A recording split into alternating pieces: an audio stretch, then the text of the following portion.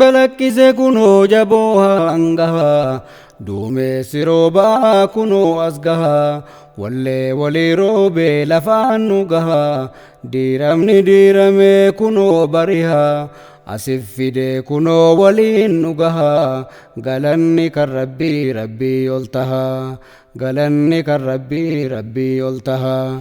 balaqqise kunoo jaboo hanga'a duumessi roobaa kunoo as gaha asif fide kunoo waliin nu gaha galanni kan rabbii rabbii ol taha galanni kan rabbii rabbii ol taha.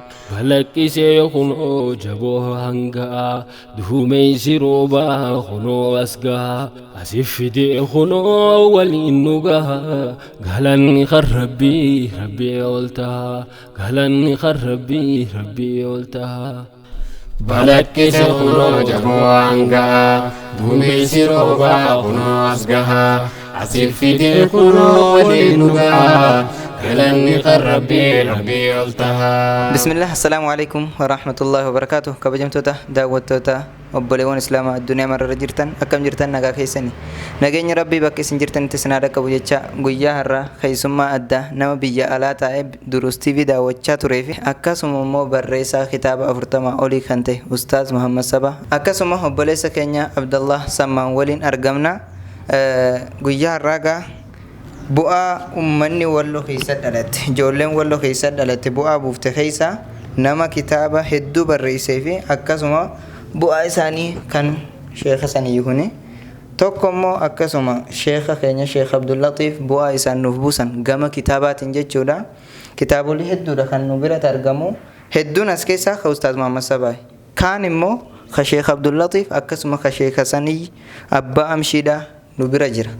Har'a bu'aa kitaabni qabu gabaabsine daqiiqaa takka lama osoo hin caalchisne irraa isiniif dubbachuuf deemna. Namni harka mirgaa kiyyarraan argamu Maammee Walloo ka jedhu ka biyya alaa taa'ee Duruus TV daawwachaa ture. Har'a ammoo biiroo isaatti argamuudhaan istuudiyoo isaatti daawwatee hedduutti gammade gammachuu isaatiillee asumaan kan nu ibsu ta'a. Gama Ustaaz Muhammad Sabaa dabarseetiin Ustaaz Muhammad Sabaa bu'aa kitaabni qabu kitaaba barreessuun laffaatii hedduu qabdi garuu bu'aa inni qabu qofa gabaabsee daqiiqaa lama osoo hin caalle akka nuuf ibsu isa gaafanname. Assalamu alaikum. Awwalan sila bu'aa qofa dubbachuurra laffaatiin qabu yoo dubbatan namatti mi'eessa haa taatu kitaabni bu'aa guddaa qaba. Kitaabni nama hayyoomsa. Kitaabni gaabara kumaatama hedduu durarraa kaasee osoo hin jijjiiramne hanga ammaatti waan nama tajaajilaa jiru keessaa tokko kitaabni daandii qajeeltumaati. Kitaabni sababa sirraa'uu aqiidaa nama hedduuti. Kitaabni agarsiisaa yookiin immoo ibsa amantii kan keetiiti. Kitaabaan dukkanarraa ifatti baata. Hatta ka islaamaa dhiisi an warruma amantii biraatiin waan hin jedhu ortoo tahii beenxee tahii yahudii waan tahii warra kakuu haaraatti amanu warra kakuu moofaatti amanu haa ta'u warra sanbata xiqqaa kabaju ka sanbata guddaa kabaju jiin isaan sunillee kitaaba isaanii osoo seeraan dubbisanii isaan sunillee kitaaba isaanii osoo seeraan dubbisanii waa hedduu kitaaba isaanii keessaa barachuu fi dhugaa hedduu fi maaltu akka jiru hubachuu danda'u. Gaafa dubbistu jaalala qofaan kitaaba ilma biyya keetii gamta ta'e qofa dubbisuunis maafi maana. Akka warra amantii biraatti fakkeenyaaf gamtuma kitaaba isaanii ta'e qofa dubbisuunis hiikaan qabu. Isa asit dubbiste asimmaa wal dhabee inni kun rabbiin meeqa jedhaa inni kun maal jedhaa waan jedhu keessa deemanii osoo dubbisanii hatta isa amantii islaamaa kana dhiisi warra saniinuu kitaaba keessan dubbisaan jaanan. Asumaan kitaaba takka koompitara keessatti hin arge kamiif Yesuusiin waaqa jedhan kan jedhu irratti kitaaba tokko kan hin barreesse warri amantaa biraadhaa kitaaba ka keenya kana yookaan ka biraa hin dubbisan waan ta'eef kan isaanii kanallee wal dhabdee isaanii wal biratti hin fidan waan ta'eef kana fideetti.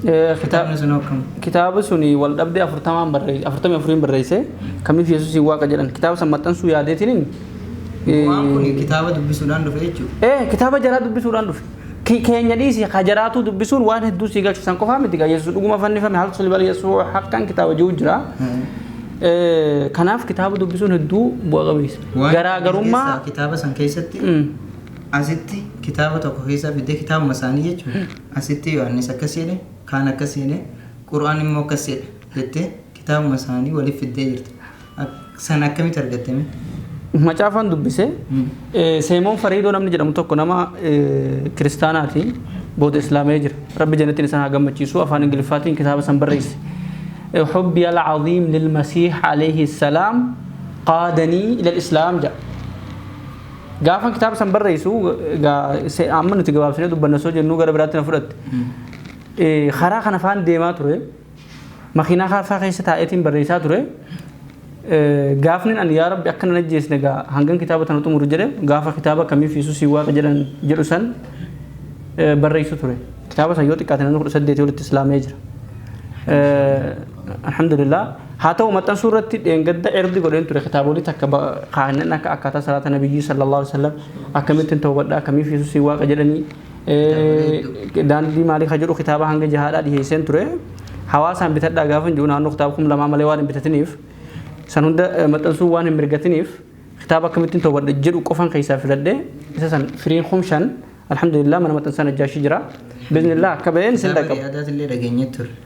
كتاب رياض الصالحين كل كل فهمت جرا هانجي تكو هانجي هفوني جرا كل كل فهمو شيء معشر الردي سه هانجي تكو هانجي هفوني جرا بري فهمت مرامي الردي بيو دب بيسه جرا قرو علماء الردي هي شوف هانجن حافظن قوي شنجالنا تنفرد خوني وبايت لكن إن شاء الله تعالى رياض الصالحين أما مختصر المجرى وان نمجمع شيء أصلا بران لي قديني تجمع وان هدو وان سنجا بنمني برانغو نيوان قرو كم ماله أصلا من برا مختصرة كان أكنت هي كيف تأ أنا مو مدي تاي رادو بدي ما أعرف نانجيها أباس أنيس هو جي بريدا دلائي جاني جبيسون دندا أما بر بريدا دلائي سيقول مي هنتو وانته بلو أما قدو ما خاص قواعد الأربعين رخاص هي كم أصول الثلاثة هي كم نواقض الإسلام هي كم كشف الشبهات هي كم كتاب التوحيد هي كم 40 النوويان هي كم سفينة الصلاة هي كم سفينة النجاة هي كم أحكام الحيض والنفاس هي كم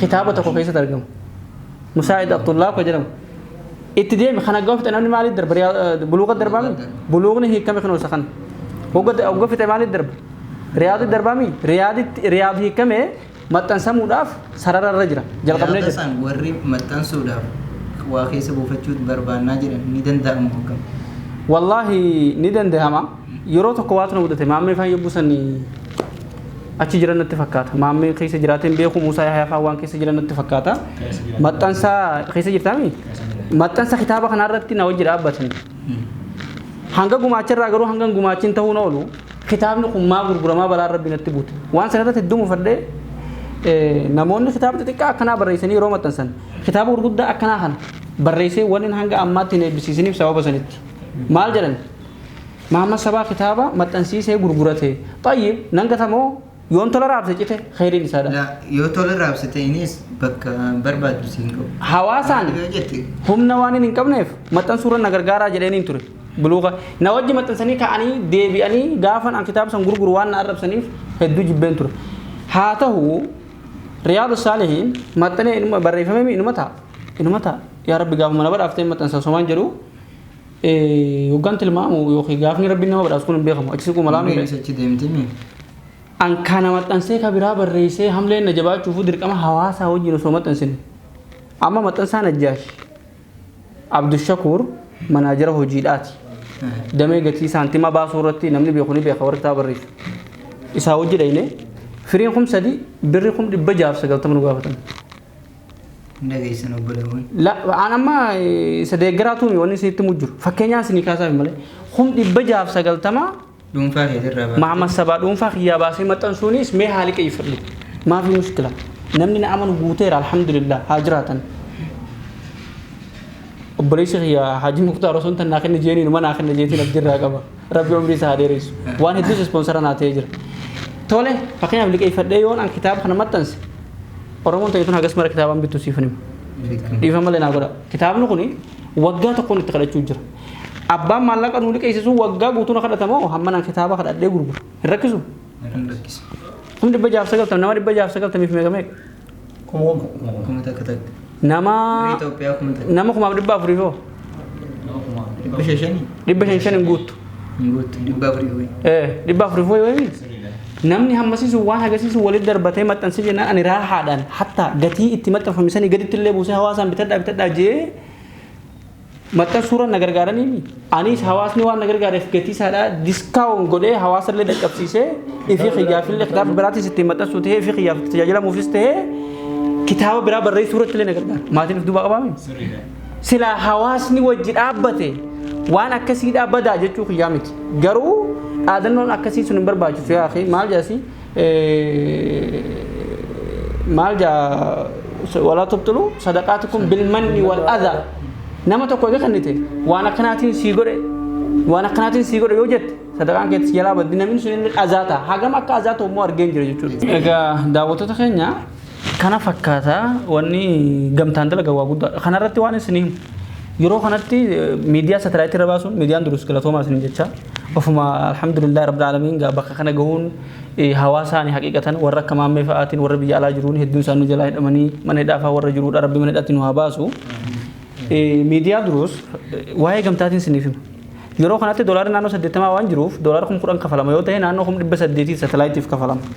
Nama 800 irra 1000 takka nama 600 irratti 500 nama 3,200 irratti 250 birri Itoophiyaa 250 TV addunyaan laalti. Gamtaawwanni waa dalagamu. Wanni gamtaadhaa nama hin dadhabsiisu. Wanni dhuunfaa immoo anaan 800 kafaleetii duruu satalaayit baasee hoottan akkuma ta'e yeroo ta'a kafale. Maalis godhis taatu nama tokko irratti danda'amus marsaa takka. Akkam jedhanii booda marsaa takka. Abbaa qabeenyaa fedhe ta'u. Marsaa takka caalaa nama dadhabsiisa. Kanaaf jennaani wanni gamtaan dalagamu barbaachisaadha. Amma duruus nuti hundeeffamee jira. Wanni hawaasni keenya waa'ee duruu sadaalchisee naa beekuu qabu. Rubbamaa satalaayit irratti arguu dhabuun laalina. Viidiyoo waggaa tokko dalagamu waraabamee as taa'aa jira hardeeksii keessa. Kun hojiidhaa beekaa. Boruus haa ta'u iftaanis haa ta'u waggaa dhufuus haa ta'u satalaayit irra duruus bahuu dhabuus viidiyoon ulamaa taa'aa jira irraa baratama guyyaa tokko beekaa. Hojiin keessan gonkumaa lafatti nafu. Kanaaf inshaallah duruusis sagantaa tumsaa ni taasifna jennee yaadaa jirraa akkuma carraatiin kana keessa sheenee gaafa gara waa'ee kitaabota bu'aan kitaabaadhaa hedduu namni hedduun kan ittiin islaamaweedha. Ibsaadha kitaaba jechuun aappii fa'aarraa maaltu kitaaba adda godhe hojjette aappiin kitaaba namatti hin fakkaatu namaas ni nuffisiisa. Durirraa ka dhufe kitaaba. Kanaaf kitaabni akkanaa kun afaan keenya afaan Oromootiin dhufuun hedduu bareedaadha sila Mahammad Siraayii kana godhee raate waa'ee muktasaraadha muktasarri riyaadu qofaa tafee riyaadni immoo maxxanuu deema. Akkasii inshaallah kana fakkaata waa'ee kitaabaa ilaalchise. Ayyee obboleessi keenya yookaan ustaaz keenya ustaaz Muhammad Sabaa hedduu galatoomii jecha ammallee gara obboleessa keenya Abdallah Sammaanittiin isin dabarsa. Obboleessi keenya Abdallah Sammaan barsiisaa madrasaa Sabaa asumaanuu warri madrasaa Sabaa galmaa'uu barbaadan nu dubbisaa isiniin jenna. Asiin gara obboleessi keenya isin dabarseeti faayidaa kitaabni qabuu fi akkasuma رياض الصالحين درسوني مجلس شيخ داود أكسم درسوني الجندا باديات وكيسة كانين قافل رياضني بربادني جنان هدو تك بربادو جرني الأبنية فان رموتين خجلا يوخاو حالا متين أستاذ محمد سبا بالرئيس جرو كان أنجتو جتش تك تك كاني كودان kanani barbaannawaan jedhaniif nu illee isinillee akka irratti hirmaatan jechuu akka dhaamsa isinii dabarsaniin isaan dubbachuu barbaada gara obboleessa keenya Abdullah Sammaanittiin isin dabarsa. Assalaamu alaykum warahmatullahi wabarakatuh. Daawwattoota keenya egaa waan dubbatamu hin jiru obboleeyyan keenya waan hedduu irraa dubbatanii jiran haa ta'u dubbiin ani hin dubbanne yoo ta'e malee dubbiin dhumtee jirti. Kanaaf jecha gabaabatti waan kitaaba kanaa yoo kaase ani hedduu takka na dhukkuba maaliif jennaan namni tokko yoo fageenya taa'ee ilaalu waan takka faayidaa warra waan ooltu waan nama fayyidu takka namatti hin fakkaatu garuu yoo itti dhiyaattee waan san bira geessee ilaaltu hedduu takka nama ajaa'ibaa jechuudha. Kanaaf jecha kitaabni inni kun maxxanee jira hanga itti ta'a beekaa jazaa isaadha rabbi haa kaffaluuf isumaa beeka. Garii nama biteetu dubbisuu dadhabaa beeki. An kana ajaa'ibe inni kun bitee dubbisuu ka dadhabu inni barreessisuun akkamitti barreesseedha. Walitti madaalii kitaaba si qophaa'ee amma midhaan si jala ga'ee jecha hojjetamee nyaadhu siin jedhame yoo nyaatuu dadhabde raayyaan maal jedhe bishaan keessa dhaabbatanii fiixeessaan raabbatu si galee midhaan nama jala ga'ee nyaatuu dadhabuu jechuun maal inni biddara taa'ee gubatee waamee gitee balaa meeqatti buutee meeshaa dhiqee qopheessee si jalaan gahe akkam ta'a. Yeroo wantidha jira baatii tokko moo kana maatii isaa bira asitti na bira galee jechuun ana laatteedha. Ammas asitti watii waliin daffannee akkasuma biddeen alaa binnee asitti kitaaba barreessu ture. Biiroo duruus kaduraa yeroo kaameraan bitatiin keessatti hattaa maatii isaa biraa fagaatee jechuun ijoollee isaatii dheebata bira taa'e. Haala saniin barreessu ture kitaaba. Dubbiin fuuti gabee dubbiin takka yoo waa dubbatte dubbii fuudha gaafa yeroo jalqabaati. Rakkoon laa bar haaluma uummata keenyaa kanaatu yeroo jalqabaati Suudiitti kitaaba Musaadatullaa kan barreessee ture. Maxxansuudha deemu sanii egaa waan jarri nama qaqqabaa miti. Sodaattuu nama sodaachiftii beeku. Sodaattee na sodaachistee. Waan sodaadhu gaafa san kitaaba maxxansuu Abu Abdurrahmaan Oromoo jedhanii nama jabaadha innis wajjin deeman maxxansuudhaaf aboo gaa waan kana hin deemin jedhee dhorke beeku. Waan tawakkal hin qabdu tiriis hin deema tawakkulaan deema aboo tawakkul kumsi qabsiisaa tiriis jennaan didee deeme. Tawakkulichuma ta'ee hin qabsiise immoo. Wallaahi waan si ajaa'ibu qabamuu yeroo sanitti waan hamaa tokko na fakkaate hamma bu'aa natti ta'e jechuun waan hin godhuun dhabe. Silaa waliin turte. Laakiin qabamuun suni kheyrii ta'e. Odoo gaafas qabamuu dhabe akka sababiin kitaaba kana hunda itti barreessee sadarkaa kanarra ga'uu hin qabu. Kitaabni suni isa maxxansuudhaaf dhageen qabameen Itoophiyaa gale. Galee jennaan immoo kitaabichi hojiirra oole. Itti aanseetti maaltu barreeffame? Kitaaba xixiqqaa في كتاب غرودة فكينيا بلوغة رياضة تجريدة هنگا تفسيرات تيجو ولوغا هذا جدا في مساعدوه بيومساني تفهمله توبيات إنقلوا به خير ما تيجي إني بفهموس أونلاين الرأيو تيماله نمني كينيا نتكمل بانو ilmaan Oromoo dha kan afaan Oromoo dubbisu beekan haa dubbisanii malee Arabnoo dubbifti isaan sila biyya Arabaa baate yoo ijoolleen atimti teenya fudhatte malee kana jechuun ati gaa wanni namni jibbu takka kheyri mataati. Kana inni kan biraa immoo riyaad maxxanuudhaaf karaatti bu'ee jira. Abbaan Rabbi dandeessise hanga danda'e bira dhaabbate isa gargaaruu miti bara gulgaa. Inni gargaaruu isa gargaara jechaa jiru. Inni baruuf danda'e uf bira darbeeta hawaasaaf yaadu jira miti. Naa kennaa jechaa jiru bannan dhufu. Naa kennaa hin jenne. Kitaaba kana maxxansaa fudhadhaa ilmaan keessan itti haa fayyadaman yoo ilmaan hin qabnes obboleeyyan keessan obboleeyyan islaamaa kan bahaa fi dhiha jiran kan afaan kana beekan eenyuunillee itti haa fayyadaman. Yookaan galii isaa kana Muhammad Sabaa birrii takka galii kitaaba kanaa irraan argadhaa naa kennaa kitaaba kana galii kitaaba kana gurguraa makiinaa bitadhaa hin jenne. Osoo galii barbaade durumarraa barbaadatu. Sii galee galii kitaaba kanaa naa kennaa jechaa jiru. Bitadhaa ofumaa keessan itti fayyadama. Duniyaas itti fayyadama akiraattis itti fayyadaa jechuudha. Sii galee barnoota bar. Wanni barnoota jechuun waan faayidaa guddaa qabu. Jarri tokko maal jedhe ta'allam yaafata wal jahlu aaru ولا يرضى به لو وليس إلا الحمار يا سيجله برنوتا برد على حتى الحمار نسجل حتى الحمار نسجل رواية أميرا ولا تكن جاهلا جرأة أميرا يا سيجله برد يا درج جيسي أنا ما أدري أبو برد سيجله نمني الكتاب بروم سينجال إن هنجرون دنو بروم سينجال تا يوم مال تاته مريجا هريو تاته مريج يعني ون ممكن سارة بقبضي بيه سيجله نمني بروم سديدو مال جيجو Ani kan anjing. Kalau ada yang coba lagi kita akan habis tadi rabaratu hidup bereda. Yo fifilnya rabaratu dan dabdano. Pembelian kain dengan Islam akhir rabaratan kita akan bereda betani batal setani bakang kahutu bereda. Dawan teh je coba lagi kain dah habis gudan itu kamu. Umman orang mau membeli tawan tu apa? Wallah lah. Singkomanus semua jalan nabi. Bolehun. Ummat orang mau kana. Wallah lah je curilen afan itu nama ulfatus. Wallah lah ni jera. Kam dia jadi. Hayyuu fi beekaa ofii yeroo inni jiru yeroo iddoo waan kana na ajaa'ibee jiru nama tokko amma akka naannoo keessanitti yoo ilaaltan nama tokko eegee inni du'e irraa dubbatamoo waqtii inni jiru waqtii inni jiru isa hamatanii balaan itti buutee barinni kana gaafa nuti yaa kheyrii isaati aboon kheyrii nama tokko deeggaddumaan arge waan hedduun argamoo uummata Oromoo malee namni bakka biraa waan akkana kanan qabu beeke gaafa du'e wallaala isaaniitti illee yoo inni xiqqoo takka afaanumalleen dubbii gaarii takka dubbate jigna keenya zarraa fi maal ilaali balaan rabbi buute jecha isinii galee kanaaf jecha hayyuu keenya jabeeffatu beekaa keenya jabeeffatu uummata keenya bira jira nu hirri jira kana waan ta'eef jecha kitaabni kuni waan ilaa yoo malkiyaamaatitti namni manuma ofii taa'ee amma kitaaba hedduu jira jecha amma fakkeenya takka jennee huruufa irra jalqabnaa migaraati huruufa argitee baratuudhaaf manuma keessatti agarsiisni bahee jira jechuudha afaan eenyuti afaan oromootiin jechuudha ilmaan kee barumsa oolee horii tiksaa oolee galeetuma subii yookaan argitee gallaba yoo laale manum taa'ee maal baratu jira kitaaba aliifaatis baratu jira jechuudha afaan alif umarraan quraanatti darbaame alif umarraa alif laamii mingaanii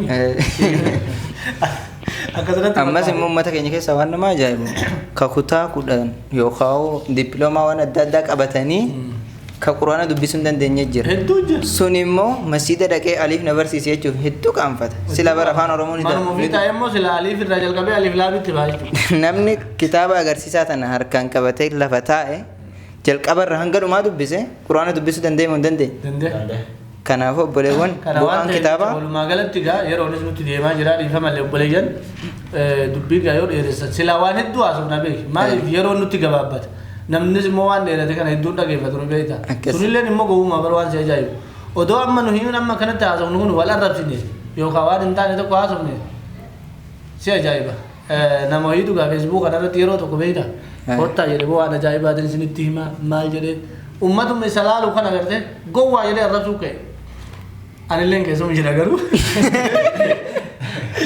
dubbicha adda ajaa'ibe gowwaa jedhee arrabsuu jira miti gaafa na waan nagahaa dubbaddu waan gaarii takka dubbaddu namni 2,000 nan laalu har'a 6,000 eessaa dhuftanii jedhe maal laaluu dhuftan maal dhageeffatuu dhuftan gowwaa maaluma dabalteer arrabuma kanatti arrabsamuu jiru kana oluma dabalaa deemuu malee gadi irratti hin jiru aboo ani gowwaadha yeroo biraatiin dhageeffadheetuma yeroo san biraa beekamu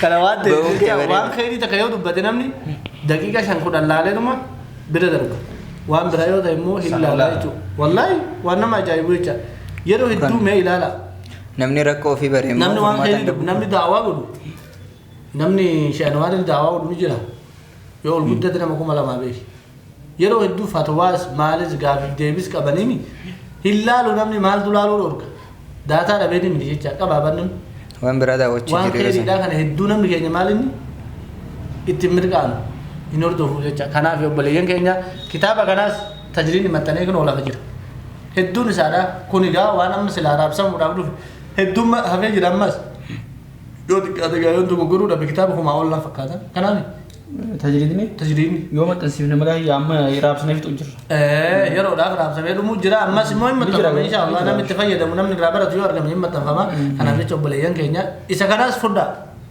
isa ganaa maxxanuu jirus maxxansaa obboleessa keenya akka inni argitee udure deemee mirqaanee nu waan biraatis nu katabee nu dhiheessu ani immoo inni obsa qabaan jedha maali jedhu namni kitaaba jalqabaa barreessee mana keessa yeroo mana kiraa keessa asii fi achi baatee bakka tokkoon dhaqee kan irraa dabaluun nama ajaa'iba takka kitaabni mana kiyyaa tafee dhiisee hin beeku asumaanuu galatooffachuun barbaadessa obsa kan kee rabbi irra siifaa dabalu jecha kitaaba yoo faayidaa isaarraa osoo jenne ni dheerata faayidaa kitaabaa keessaan takka waan isiniin jedhu namni kitaaba qara'u arguun dhawlu namni darasaa jechuudha osoo kitaaba qaraatu yoo bakka takka wallaalte hamlees hin cabu wallaaltee biraa kaataa bar waan si ajaa'ibu kitaaba kana yoo banattee maddii keeyse sheeka keeti namni sheeka bira jiru wayii hanga fedhe wallaalullee numa gaafataa bar sharii sittiin barbaadu kanaafu kunoo kuni yoon osoo hin qara'u bakka takka wallaale hamleen hin cabu jechuu achumaan itti dabala gaafa du'e miti osoo hin jiru sinii hima kitaabni kun haqiiqatan kana barreessuudhaan ilmi nan dabaladhe rahmaan malee nama beeku hin jiru isin qofaa miti anaata irra fayyadame nama 10 olitti dhiyeeffamee jira irra barreeffamee jira naannoo nama 10 fakkaata mee jalqabaa kitaaba kana laata naannoo nama 10 tajriidni garuu nama 9 irratti akka dhiyeeffame hin beeku amma waan nama ajaa'ibu kitaaba kanarratti hanga kitaaba 10 wayii barreessansa gaafa dura amma immoo kitaabni isaa wal dhalaatuma deemti jedhe gaa ustaaz Maaruu Ismaa'il amma gara 40 ol darbuu jirti gara 50 deemuu jirame akkasuma na fakkaata alhamdulillah gara 40 wayii deemee jira kanaafu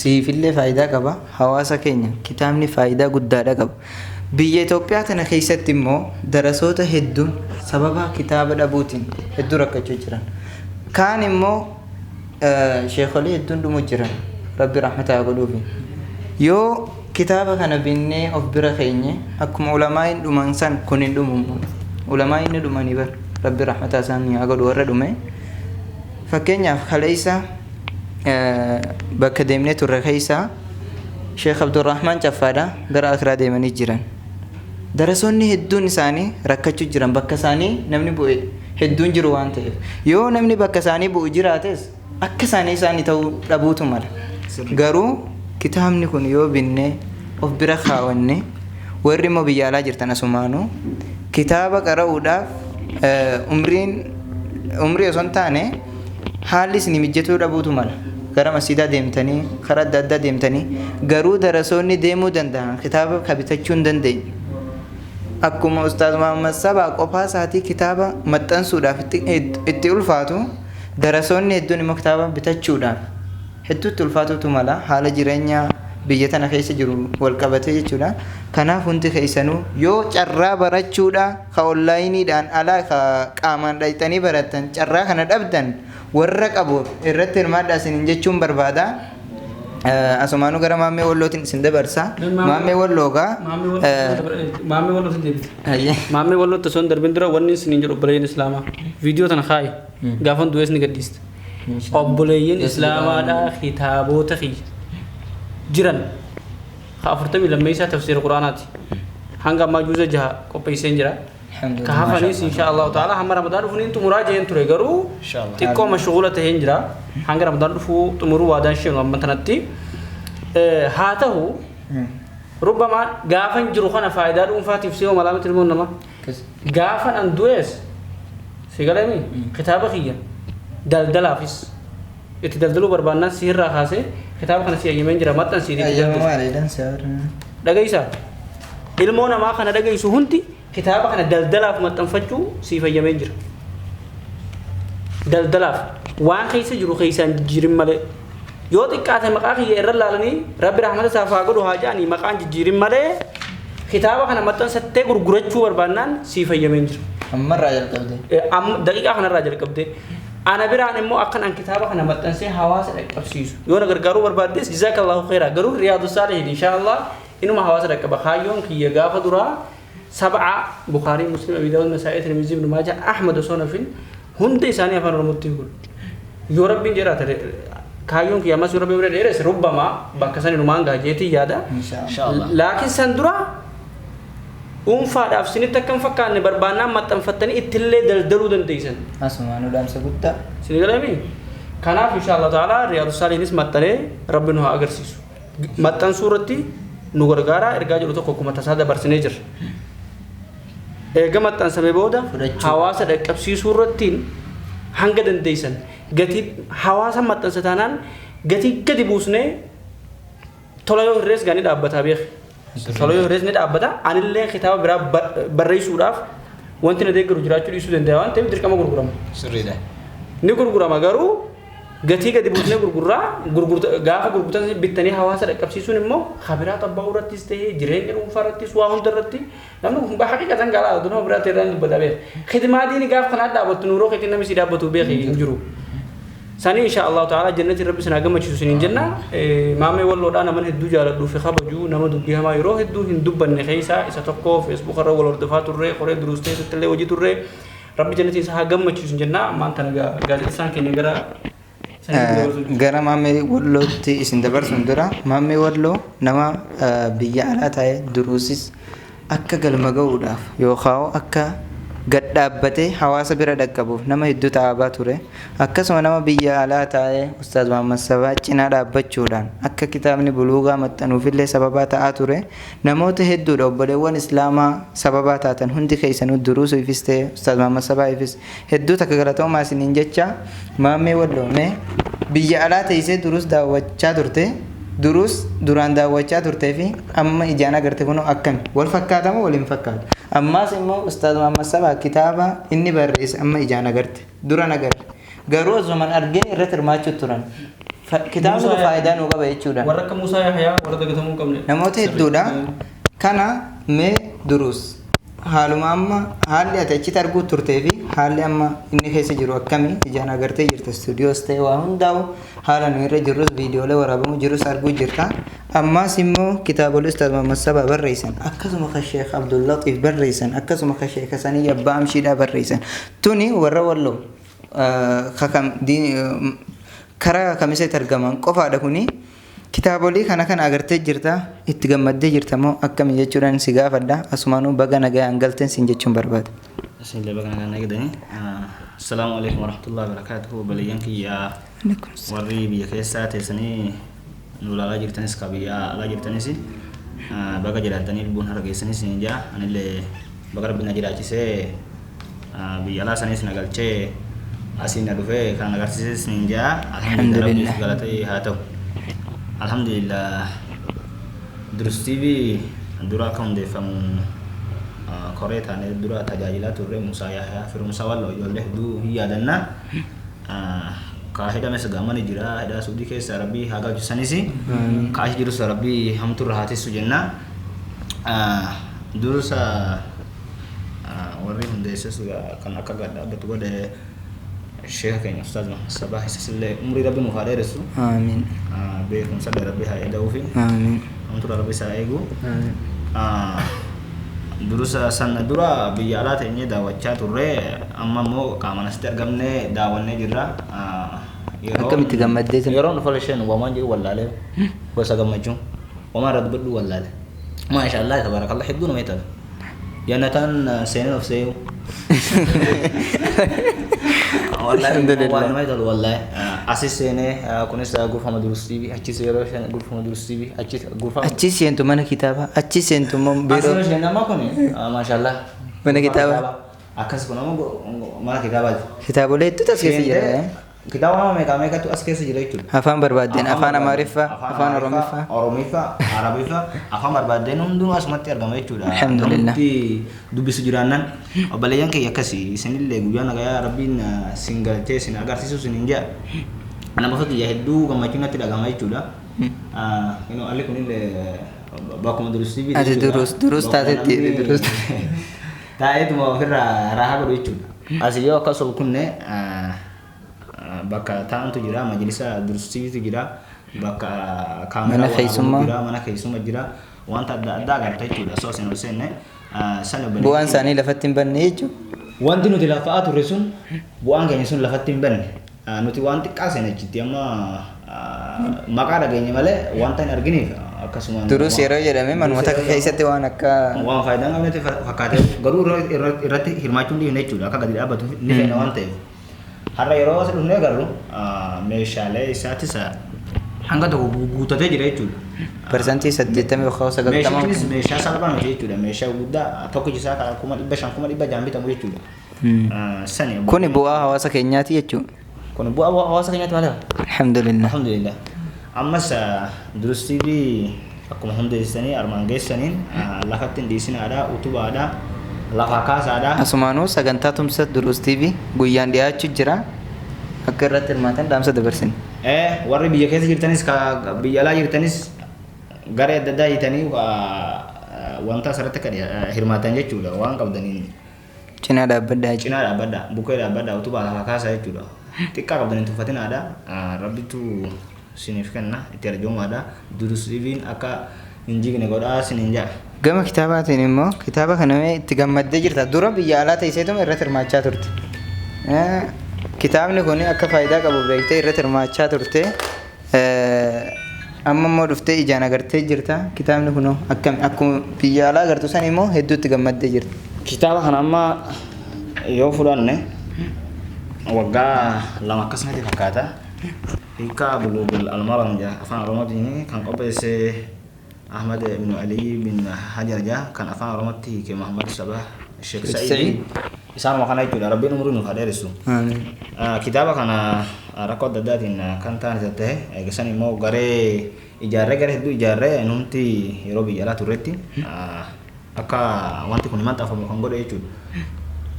Kitaabichi alhamdulillah maxxanfamee raabsamee amma hawaasa wal ga'ee jeetii nama naga hanga tokko. Alhamdulillah. Kitaabni kun buluuqa afaan arabaa qofa ture jechuudha dura amma ammoo kun amma yeroo akkatti bantee ilaaltu namni sheekichuman barbaadame kana ishee keessatti barbaada inni muuziqaa raayisa adumti nama qara utaanaan bir waan nama ajaa'ibu akkuma sheeka bire yeroo teesse takka jettu amma fakkeenyaaf sheekootti naa jettu amma kitaaba kana har'uma harkaan tuqeeyu amma sirraa yoo hin jiru وعن ابن عباس رضي الله عنهما قال جاء أخبرت ابن عباس رضي الله عنه وديف مجد ما تفهم شيخ عمر بن نيتون أبو قرآن بتجو قف ما أفكر أستار بك شيخات أستاذ بك كتاب أنا مس بليان كيا بتدا صفة يدا بتدا أمتا في الراب سايتون صدق هذا مسكينة ورا أصو بتجون يا كباتو وان بتتون دبي ركعتو جرا سنف أصو بتني راب سنف نمني كتابة تكون ما بيت شيخ تكون ما في ده شو في ده أما خنا أصو ما بيت أنا كان وان كان أسمع أستاذ محمد سباسي كان نجرا نعم كان نجرا أكلته كنافي رياضة تجري رياضة أفاني اللي رنو ددي بوجرا ترجمة محمد صباح بن الشيخ سعيد الأراموجا مقاك سنة الله يوم زيتو ده دورا كان بارز أفان رباتيني كان أفان أراموتي كمان أفان أراموتي نيجو سنة مقاك سنة الله يوم زيت وانتا كان بيتدا لفتين قتنا ده أمتك السنة في رابسا بيكون ساتينجها لانسينجا كنس كتاب بؤا شيخ عبد اللطيف بن شيخ شرف الدين نبوسا نقول شيخ لان كنيس نيجراني غروف ملسوم بربادا إسانس أمتي كنيا لما إمبيا كوي تلا شيخ ليد دوكا كتير ما شيخ ليد فيسبوك أباني نيجي فيسبوك وجاولا كنيا ما فيسبوك وانجا مهنا إمبيا كنيا جاي إمبيا كنيا وات كورن إمبيا كن غرو نما الدنيا تنبيتشا إساني بولشو دندا بيكون سادي نم سان جالو جو نتي فكاي biyyi walloodhaatuni biyya ilmii jechuudhaan beekamti biyya ilmii ta'uun immoo namoonni xiqqoo takka gara hawaasaa kanatti as ba'an kitaabolee tokko tokko maxxansuudhaan as ba'uu jiran kaan immoo kan osoo maxxansin kitaaba hedduu mataa keessaa qaban gadi hin baasin yookaan iskiriptoodhumaan barreessanii kakaan hedduun hin dhabamu. أما أسرت الشيخ سراج قادر أما تفسير التصريف في فن الصرف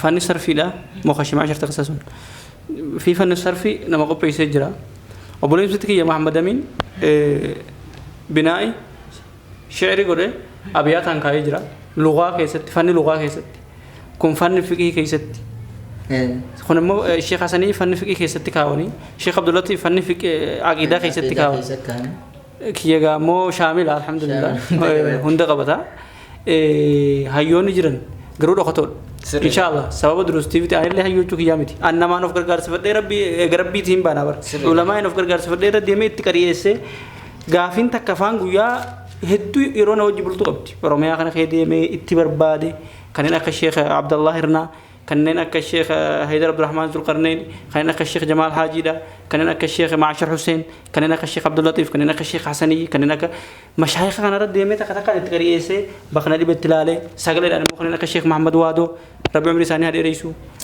أو أسماره الشيخ محمد وادو نمر ربي تجار ربي عمري ثاني هذا رئيسه ربي جانلي ولنا أجر سيسو ولدت بوته أما هيوني كينيا هدوني جرو إن شاء الله دروس تيفي إنقاف في تبعه علمي نسانة ترتيب أنا شرنا ديمتي كتابي نسانة تشرتي إبساماتي ديما أمة الإسلام هندي قا جولة ولا لا يخاو شيخ لي ولا لفت نفتو إن شاء الله لفت نفتو شيخ لي ولا كوفا سانتاني جمع حرر أرسي بيا فريراو أمني خنا فين جدابر بريسني لو خشوا خنا رتي تكون لو خني لو ختين سكبنا فني لغة خيستي مجانا ما بريسكون إن شاء الله ربي لولا قرتم فني بنائي خشيع الشعر كل وجههم بيخي جاسر في وانجم تو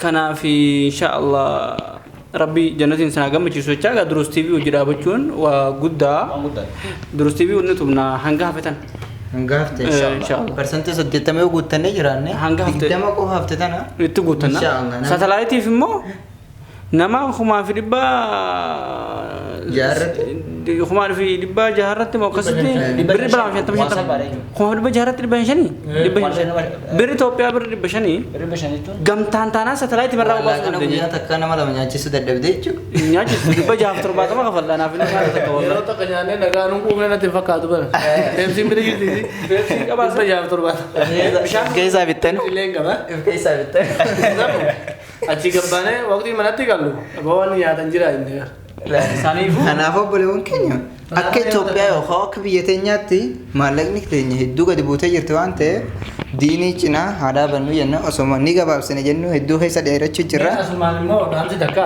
obboleeyyan keenya kitaabni kun kitaaba Sheekh Abdullatiif. Sheekni kun nama biyya kana tawhiida seensise. Allahu akbar. Sinii galee nama biyya kana tawhiida seensise. Amma yeroo ammaa kana mana hidhaa jira jechuudha. Deengata dhaqnee ziyaarree ture. Sheekha gaamma yoon baatan jennaan amma bahuu feelan. Bara darbees akkanuma jedhanii jechuun nagaa immoo waan si ajaa'ibu. Nee seeraan dhanne akkasuma nu jedhan. Egaa nama hidhaa keessa jirus hin fakkaatan immoo. Waqti sitti haasayan. Si wajjin taphatanii si haasofsiisanii si kofalchiisanii inuu nuyi warra ala jirutu irra yaadduu qabu.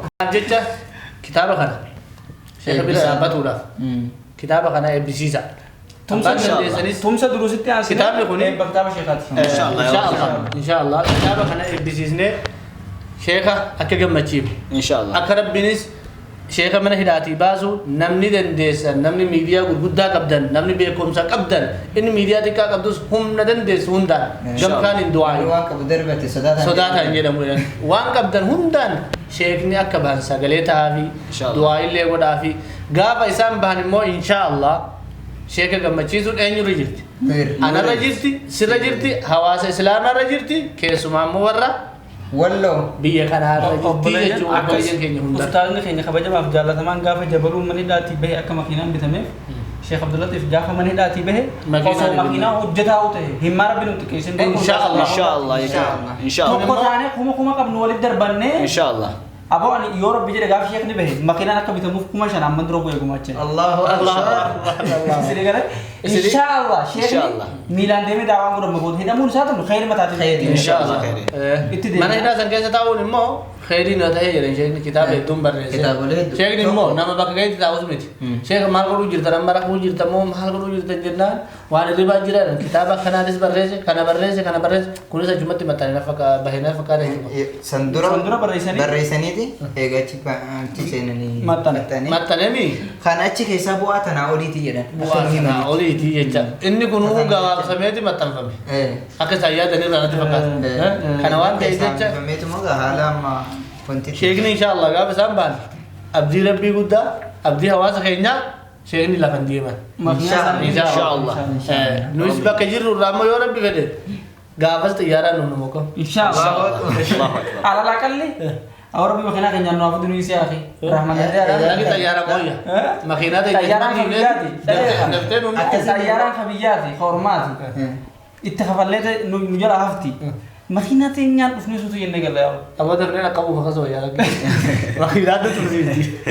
jala bultiin dhuftan inshaallah. Jala bultii taanaan makiinaa teenyaan dhuftu. Kana waan ta'eef jecha obboleeyyan keenya sheekha bira dhaabbadhaa waan dandeessaniin kitaaba isaanii kana kitaabni yoo birii 50 ta'e isin birii 100 bitaa. Waan biraatti fi miti bara. Gatiin kitaaba kana 50 mataa 100 goolee. Gatiin kitaaba kana 50 yoo ta'e isin 100 bitaa yoo inni 100 ta'e isin 200 bitaa. Beeki waan kana waa gumaachannu waatu keessa jira beeki. Siigalee sheekni yakka takka hin qabu nama narrabsine nama najjeefne nama dhoofne yakka takka hin qabu. Siigalee badii takka hin qabnu yeroo mana murtiitti dhiyeessanis maali badiin keenya kanan jedhamu maaliif hidhamtanii jennaan qaxaroo qofa. Per maaliif hidhamtanii jennaan maaltu beekne warri nu hidhee irraa wallaalee jedhan. Irraa wallaalee siigalee namni kun wanni inni hidhamuuf jiruun haqiiqaan isaa maalinni diinii. Diinii. Dhoksaa takka malee kan jiru maalinni diiniif hidhamuu jiran sheekha keenyas rabbi nuuf haa baasu gammachuus rabbi nu haa dhageessisu. Kan nuyis akkuma irraa kanatti sheekha bira teenyee konfilaatii taphachaati kitaaba isaaniis maxxanee isaanis gammadanii isaanirraa qaraatii waan tokko isaanirraa dhagahaa. Akki tokko ni jira bar. Firii kun kudhan osoo maxxansine. Firii kun kudhan sanii. Kumaan akka hawaasni miti osoo taasisne sheekhaa makiinaan wabinna. Laakiin akka meeshan itti karoora itti baasnee sheekhaa makiinaa. Baatii tana keessa. Sheekhaan immoo daawaa baadiyyaa jaallatara keessa. Abadan daawaa wallaahi seenaa isaa keessatti. Waan si ajaa'ibu. Daawaa takka ani isaa feeree na bira naafni sheekni. Na ajaa'iba tumaan nama guddaa bara. Ramadaan sila namni magaalaa Abbaasaami. Inni baadiyyaa laala hartummaa Abbaas. Hartummaa Abbaas gaaf tokko biyya teenya dhufeeti. Masjida keessatti. Inni baadiyyaa baasa. Masjida keessatti akkana wayaa wayii takka kutatanii achuma keessa darasoota waliinis taphachaatuma kaan yeroo barbaadan manuma namaa dhaqaa akka sanitti magaalaa keessaa baqatanii gara baadiyyaa ba'anii. Yo nasibe bakkan nak ubeka ya. Wallahi rubama bakki sana ya tanzani mo rabbi nasibe sana agau bakka sani is rabbi abasu. Sani oliti sana garin. Bakka kudda bega. Bakka duran takkan nak amin. Inda gaida cumau. Dawa. Insyaallah. Sana inshallah. Wa wanda fu. Orang biru awas wallahi. Amin amin. Nanti kaisanu doa idanis berada abadana. Sagantaa mami walloota sun dabarsini indura sagantaan TV durus tumsa TV durus jedhuun dhiyaachuu jirti sanboodaan immoo sheeka keenya waa qabnu hundaan bira dhaabannee sheeka keenya gammachiisuudhaaf akkaawuntiin ilma isaanii nutti kennamee jira nu hummaa walumaa taanee makiinaas ta'u xayyaaraas ta'u waliigallee bituudhaaf inshaallah akkasi maammee keenya waa'ee durus TV hedduu itti gammaduu kan kennu ibsitee jirta atillee achii dhuftee itti gammaduu kan keetiif alhamdulillah nu illee itti gammannee jirra waa'ee kitaabaa ilaalchisee kitaabni faayidaa guddaa akka qabu hundi keenya agarree jirra ustaaz Muhammad warra achii komii dhiheessuun maal jedhaadha mee hawaasi keenya biyya alaa jiru jiraame isaantu duruusis gadhaabe nama khayrii adda addaa irratti hirmaachuu jira garuu khayrii amma irratti hirmaatan kana hedduu karaa amma sila karaa kanaan himi kan gumaachanii yookaan cinaa dhaabbatan karaa kanaan arguu dhabuutu mara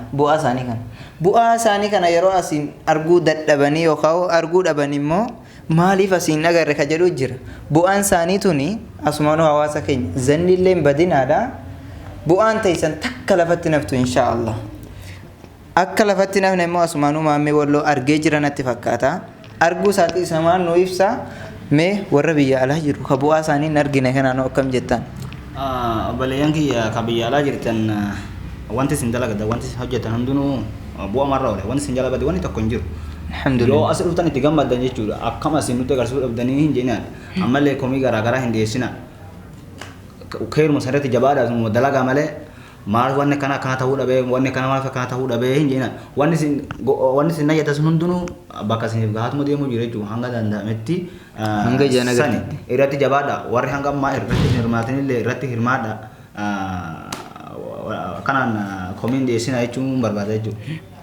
Komii dhiyeessuun isaanii immoo innis immoo waan natti fakkaatu keessaa waan nu jaalataniif na fakkaata maali jedhe bu'aa tana asiin agarree asumaan nu deebisa dhugaa qabanii garuu haala jiru sun daa'u beekanii obsuutuma barbaachisaadha namni obsee waa hedduu arguu danda'a osoo ammaati biyya alaa yeroo jirtu san waan adda addaa nuun jette nama hamma isaatti amalli isaa natti tolu hin jiru yeroon feesbuuk irraa dhabe hedduu takka taa'ee san booda immoo maammee walloo hidhamee jechuun dhaga'e baga galtee jecha namni kuni obseetuma yeroo amma duruusis callisu yeroo waa tokko ta'u itti dhaga'ama garuu hin dubbanne obsee asitti dhufe argee jennaan immoo itti gammadee osoo hin dubbadhe akkamiin ta'a jedhu yaadu jira irratti fakkaata amma haala ani durumaan dursa durustuu irratti komii dhiyeessee hin beeku maaliif akkanaa godhamu garuu inni nama dhaga'amu jira maaliif wanta san waan asitti godhamutti jiru waan hin beekne jechuudha ani godhameetuma jee amana jechuudha durumaahu akkuma inni godhamu obsees argee kana amma dhufeeti osoo gaafa sana amma waa tokko yookaan jechan taane dubbattee badda jiraadhe saalaxaadhe amma anumaaf seeqame wal bira ta'e jechuudha hin teenyitu babal'ee ittumatti nama sani jechuudha akkasiin komii dhiyeessuu faayidaa hin qabu. Komiin namas ni jajjabeessa garuu shakki biraa keessa bu'uun hawaasa keenya ammallee komiin dhiyeessinaa yeroo jennu badii tokko yoo balleessine ilma namaati mini ni dogongorraas ni balleessinaa badii keenya nutti ni minaa jechuun garuu asiin yoo waa tokko balleessine asumaan isinit deebisaa osoo hin taane namni tokko osoo amma nama bilbilee yookaan keessaan akkana jedhanii akkamii jedhan waan ajaa'iba keessaa yeroo darbe Sheekh Abdul Latiiftu waa tokko akkana godhee jedhanii jennaan khayrumanni garuu akkana godhee jira Sheekh Abdul Latiif jedhan jennaan dhaqeetiin isaan laalu mana hidhaa sheekicha oduu tokko nutti himanii akkanatti nu gammachiisanii turan Dakki anillee kanan goone maali waan ajaa'ibe akkanan goone ganaan jedhe hayyuuno an akkanan godhe garuu tokkuma dubbii waliin balleessanii itti dabalanii kaan irraa hir'isanii akka tokko godhanii himan kanaaf obboleewwan keenya wanni isin yaaddan tokko faallaa sanii ta'uu mala waan ta'eef hin jarjarina obsaa keessaan gaafadha nama dubbisa silaa nama kumachuun dura silaa osoo wanta san shakkii san irraa qulqullaa'anii yookaan immoo shakkuma ofiisaan qulqulleeffatanii qulqulleeffatanii booda suma qofuma hanga itti dubbisanii keessaan dhufanii wanti akkana sun akkamii na ibsiisin jedhanii amma wanni sun yoo dogongoraa ta'e namni suni barammaati yoo dhuftee kana balleessite naan jette dhuftee qaamaan jechuun yookaan immoo bilbilaan naan jette anillee akkam badii kiyya qabu yoo nagahaan natti himte jechuun nan fudhadhaman fudhadha. Kanaafuu obboleewwan keenya waan jiru hundaa'u suutaan wal gorfannee suutaan walitti himnee adeemnu sinin jedha. Maammi walloo baga nagaan galtee bu'aa keessan ijaan agarte jecha kitaaba Riyaadus Saalihiin maxxanuudhaaf mana maxxansaa jira. Qulqulleessuu irratti guyyaa 5 ol natti hin fudhatu jedhan Ustaaz Muhammad Saba. Kanaaf warri irratti hirmaachuu barbaadan bakka jirtanii waan qabdanii namni waan qabu darbate sodaataan jedhamu jedhan mammaaksa sun hedduu naa taate. akkasii. sodaataan jedhamu. No egaa nees amma kana sinif ba'u jirra karaa amma Facebook innis YouTube innis suutaan sinif ba'u jirra. Nu illee waan qabnu sinit darbachuu jirra isinillee fudhachuu sin didinaadha. Nu illee sinit darbachuu jirra sodaataa meeqo. Sodaataa mee jennee jirra.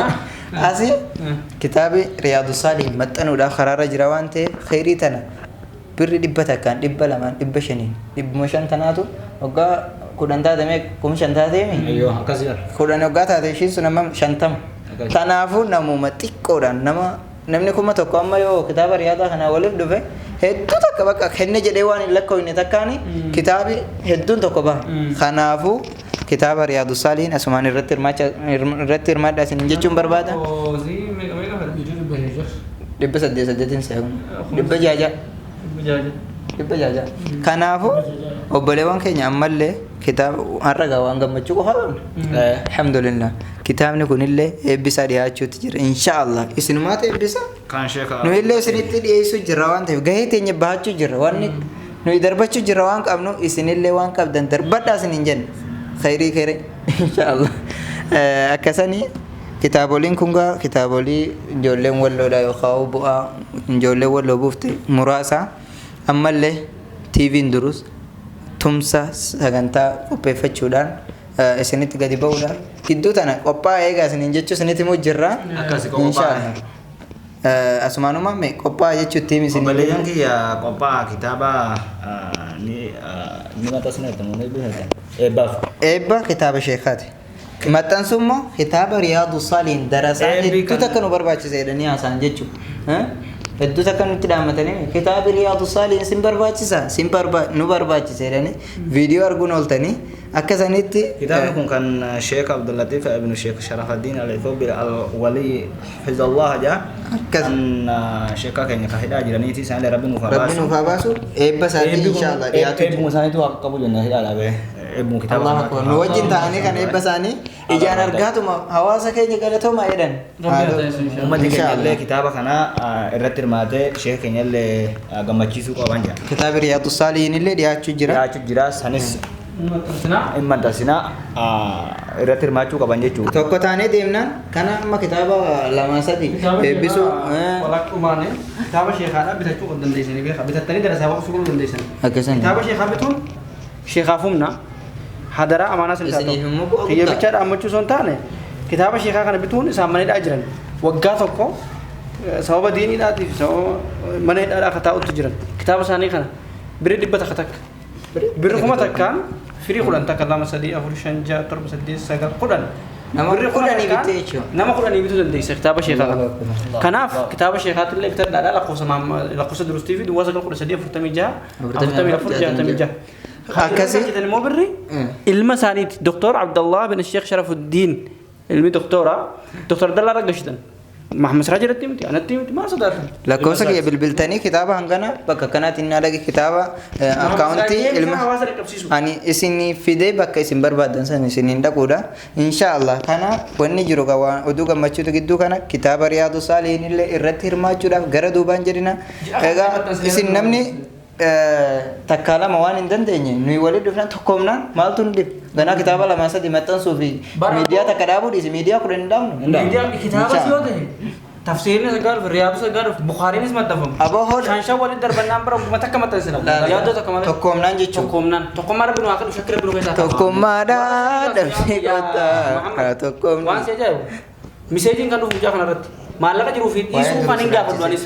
isa booda maallaqi yoo beellee ni argana qaba ta'e ni sodaadhaa warra fakkeenyaaf karaa biichu waa ta'e mucaan kun maallaqi bahu jira babaasu jiru beekuu jee Facebook irra yoo dubbate maqaan nan badu sibada silaafuu hin baanaaba kanaaf silaafuu son fuudhee hin baanaaba saniif jennaani alhamdulillah hanga dandeetii amantiidhaan hojjechuu jirra kamtoota kaanis agartee koreedhaanii hanga nama sadii taaneeti kan nuti wanti jechuun nam tokko kophaatti baasuu hin danda'u kanaaf inshaallah tumsi durus gaa amma durus wanni utubuu barbaadaa jiru maamme ijoolleen as teessu sun birri takkan fudhatu kun mateessee abbo tiyyaan uroo qabeen jira bargaa wala kamaa wanni jechaa malee hajoolleen tuni barnoota illee hanga takka xiqqoo hanga barachuu qabdurraa xiqqeessitee as taa'aa jirti durus immoo meeshaalee guuttachuu qabu meeshaa sagaleedhaa naannoo kum dhibba takka barbaadu istaandiin ibsaan irra taa'u kum 70 qab jettameeti istaandiin kaameraan irra taa'u kum 70 yeroo sigalee kanaaf waan akkas akkasii wanni guuttachuu qabnu jira ammaasiis abbaan mana kanaa Ahmad Aliyu dagatamuu qabu aboo bakka tana kaasi kaat godhiitichi jalqaballee naa kaay mana kumsa gariin irraa kireeffannee taa'aa kafalaa jirru waggaa tokkoof sinii kanneen hojjee sagal baay'isu kudha lama kum dhibbaa fi meeqa jechuudha sigalami namni kun gaafa ramadaanni gahu hanga ramadaanaa nuu kenne gaafa ramadaanni gahu rubbamaa guyyaan an baasni baalame dhume yoo nuun jedhe mana kiraa je'atti kum sagal kafaluun hin jabaatu namni har'a kuma takka galii argachaa hin jirre madda galii takka duruusii goone yoo akka carraa abbaan manaatis manatti hin hajaanu hin jee kiraa danda'u kafaluu hin qabnu galata isaa wallaaluumi osoo har'a tola keessa jirru yoo madda galiidha kiraa dandeenye ittiin kafallu qopheeffachuu dhabne maamme keenya boru rakkachuudhaaf deemna meeshaaleen as keessa jirtu kana amma kilaasii kana keessaa guurramtee bakka kilaasiin takka hin gahu lamas hin gahu guuruun isaatu musiibaa fitnaadha kanaaf madda galiidhaa duruusitti hatta waan akka baajaajii ta'uu danda'a waan akka baaburaa gad dhaabbataa ta'uu danda'a itti gaafatamaa dinagdeedhaa goonee koree maallaqa baastu nama sadii goonee sigalami madda galii duruusiif goonee barbaachisaa na fakkaata akka duruus hin cinneef satalaayit irra bahuu waa tokko wal mari'annee baana viidiyoo waraabamaa jira sanuma satalaayit irra bahee dhiisee ilmiin tiksamaa jira har'a doshee adam kaamil du'e darsiin isaadha hedduun nu bira jiraachuu mala osoo har'a Sheikh Hasanii du'e darsiin isaa hedduun nu bira jiraachuu mala Sheikh Muhammad Sain har'a osoo du'anii darsiin isaanii hedduun nu bira jiraachuu mala daa'iin hedduun daawaan isaanii nu bira jiraachuu mala kun ilmii tiksuudha ilmi tiksuurratti namuu gahee isaa bahee duruus immoo har'a kiraa kafalaan jirru boriyyoo kiraa gaafatamne mana takkanna hinee baduurra har'a madda galii godhachuu qabnaafiniin kaayyoo kana karoorsine kanaafis hawaasni keenya waan qabuun akkana wajjin dhaabbatu abdiin qaba inshaallah kisanii sagantaa sani dheeressu jirra gidduu kana waa hundaafuu qophaa'ati nu eegaa namni tokkoome bu'aa tokko buusuu hin oolu kitaaba Sheekh Abdullatiif illee kam tokkoof maamu tokkummaadha dhabnee kootaa haa tokkomnu obbolummaa dhugaa sana haa gadhaabnu harka walqabannee diiniif haa tumsinu harka walqabannaa maalu nurraan aanu inshaallah kanaafuu obboleewwan keenya yoo tokko taane bu'aa guddaa buusuu dandeenya biyya hundarra Harar Jimmaa dhaafi Arsiisin wallooni Shawaas ta'ee Tuulamaa fi Wallaggaani nu tokkumaa addan baanu bargandaani akkasani gandaanis kutaa waliin qoonnu inshaallah tokko taane bu'aa tokkummaa keenya kan agarru rabbiin waa taasisu gidduu kana tumsa TV duruusiif akkasuma kitaaba Sheekh Abdullatiif eebbisu akkasuma bu'aa hedduu wal jala nu taate kitaaba Riyaadu Saalihiin maxxansuuf illee hundi keessan fudhachuuf illee maxxansuu qofaami nuyi amma ganaa maxxansine mana kiraa fuunee mana keessatti yoo sorre maal nu godha bu'aan wayii nu bu'e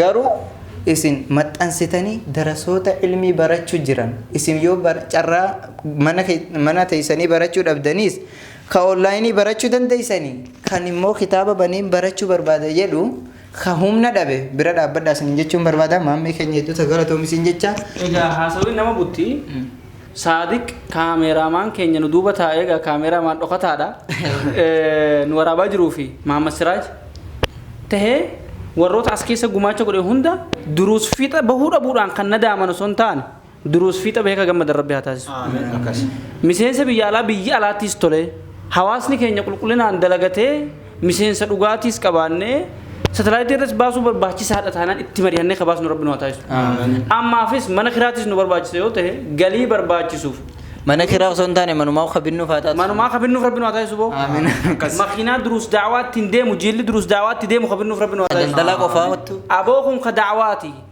lal wanku wan da'wati bar ilmi dini tiksuda wanku wan gamta dhaba siyasa kana deeggartuuf ani sin deeggaru gamta dhaba siyasa kana deeggartuuf ani sin deeggaruun qabu dhaba akhiraatti min daattiin argatanii sigalemi khanaaf insha Allah khasiyasa kaysa wal dabde qabdulle durusi wa wal qabatu natfakatu malena dimmi durus dimma siyasa wan intayniif ayyama khenya insha Allah taala giddu khanan len demetin gibra khafala gibra amma khafalu wan khafalu qab wallahi ma masraj wa rabbil ka'ban qab asmanu wallahi wanda gaw qabdan jecho wan banari wayda laysisneti giddu kenya biro kaysa kaachuda Birri nuli keessa yenneeniti hayyasni filli keessa nunjen dura irratti hirmaate waa hedduu dura yeroo dhaabbatu irraa ustaaz Muhammad Sabaa irratti hirmaachuu ture garuu ammaas yoo waan tokko waan ittiin dalagattan dhabdan sinii kennuu dadhabu isinii liqeessuu hin dadhabu maal liqeessa jeetiin wala jira kanaafuu gibirrilleen hangama kan gaafatullee Allahu aalam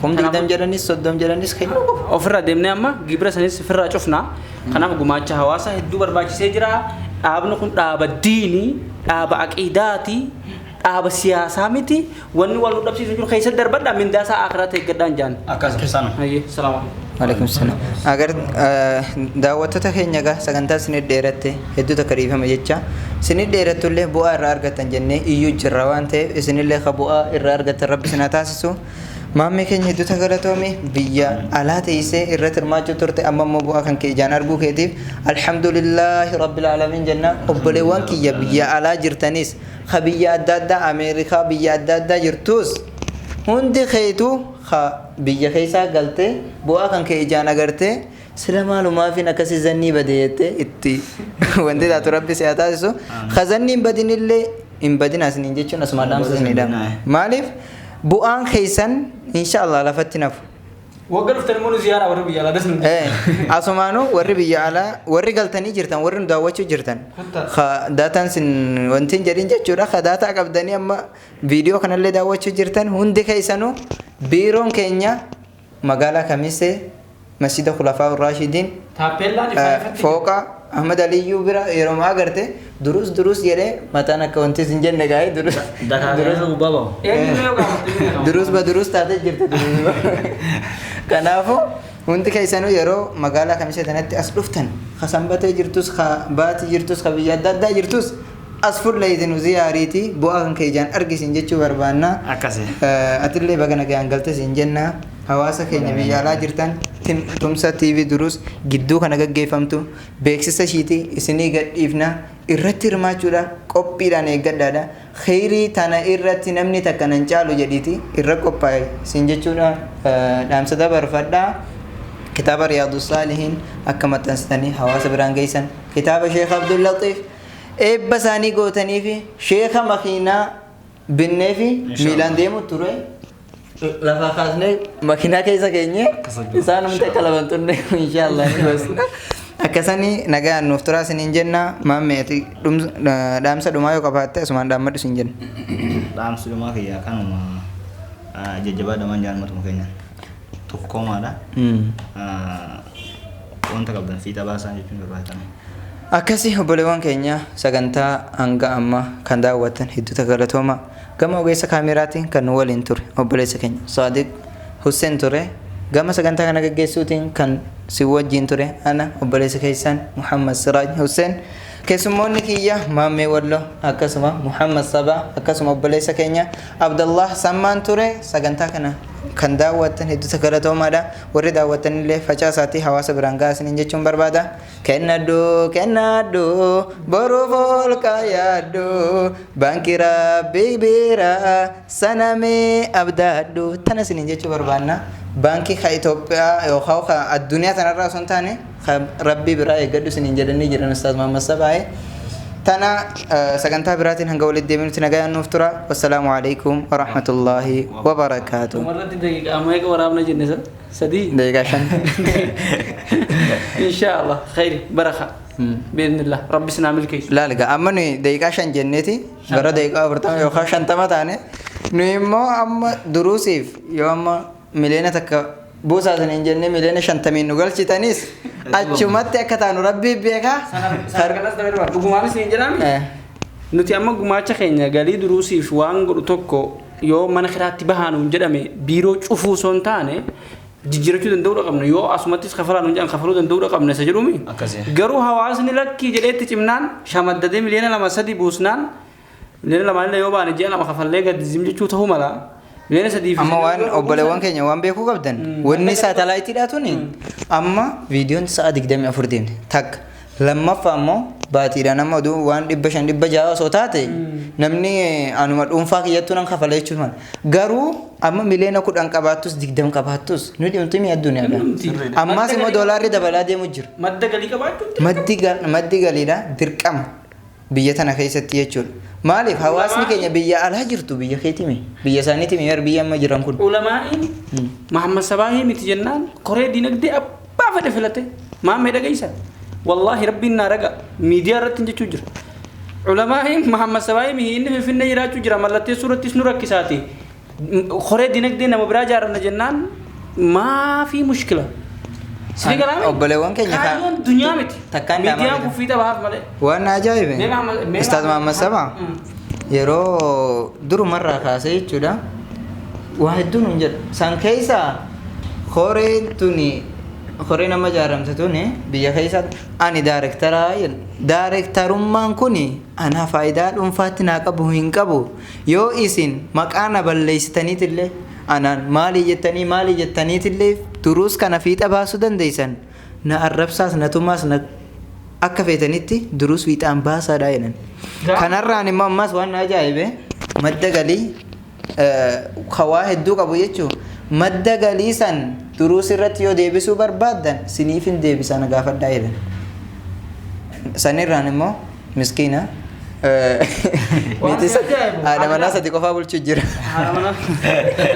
ada mana sati mana hin qabu miskiina taani waan sin ajaa'ibu daarektarummaa irra gaafan taa'u namni daarektara eega jedhame 20,000 damooza gaafatame daarektarummaa irra gaafa dura haala dooraalli dabarte tanaan immoo 50 ilaal yoo xiqqaate barkun didee daarektarummaa wanniin an xiqqoo takka fedhuufiin jaa Muhammad Siraajiin an damooza sin hin gaafadhu namni yoo daarektara jetteen damooza si gaafata guddina duruusiif nan barbaachisa bakki na fakkaatu bakka tana qofaan jaan an tolaan dalaga waan ta'eef waan saniin alaa daarektarummaa yoo jijjiiruu barbaadanis koree dinagdee yoo jijjiiruu barbaadanis ila duruus fiixa baanaan Muhammad Siraaj fa'aan raga ana maqaa balleessitanii duruus fiixa bahaa yoo ta'e daarektarri duraa waa takka hin dalayne akkasumaan taa'aa ture jaa ana hamadhaa duruus fiixa baasaan jedhan maqaan kiyya gatii duruus guddachuudha miidiyaa irra bu'aa ta'uu hatta hagas illee akka hin tayyamee jira laakiin namni duubaa haasa'u gaa waan fedhe haasa'u ganaa akiraa walagarra hin layya anis nin du'aa abbaan sunis waan du'uuf sun salphaadha imalteedhaan sareen ijjiitu akkasani daawwattoota keenya ammallee gaa nu dubbannaa yoo jenne numa dheeratte ishiin akkasanitti laayivii tumsa TV duruusiif achirra walagarreetti gaa sagantaa walirra dheeressina guyyaa isin firii taatan guyyaan tokko isiniif qabuudhaaf deemna guyyaa san yeroo isiniif qabne hundi keessanuu yoo abaluu 50 kennate anaa 100 godha malee ni nan caalu jechuudhaan itti qophaa'ee eegisiin jenna hundi keessanuu warri mana hidhaa jirtan rabbi isin haa baasu warra mana hidhaa keessa biyya keessaatiif biyya alaa jiru hundaa rabbiin nuuf haa baasu miseensota keenyallee hamlee jabeessee خير الدارة كان المات ربي سنة تايسو نجايا نفتراس نينجنا والسلام عليكم ورحمة الله وبركاته الردي بنا السلام ورحمة الله وبركاته بلكي سكونو جابوها انغها دومي سروبا كونو اسغها ولي روبي لفانو غها ديرمي كونو بريها asif fide kuno waliin nugaha galanni kan rabbii ol taha galanni kan rabbii ol taha